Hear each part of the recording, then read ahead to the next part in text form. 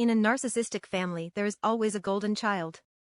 The golden child in a narcissistic family unit is the favored child. The child that can do no wrong.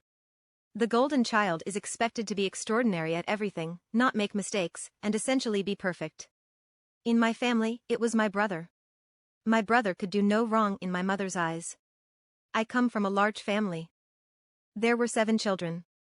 The golden child wasn't the eldest boy. My mother showered him with her attention and admiration while the rest of us were beaten, nitpicked, and relentlessly criticized.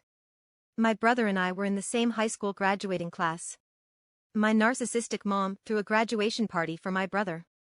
I remember being at the party and the guests asking about me, stating that I graduated too. My mother didn't care. She just ignored the questions, celebrated my brother, and, of course, ignored my existence. Out of all 7 children, my mother made sure that the golden child would inherit their land and no one else.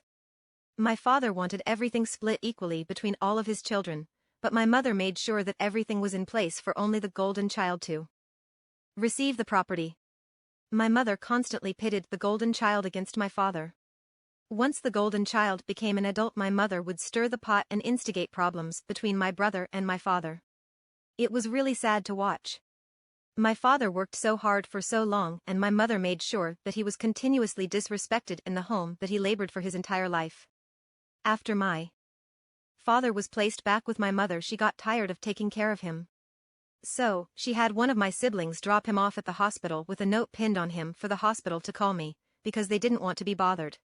I didn't know anything about it until the hospital called me late at night. They insisted that they didn't know what to do with him.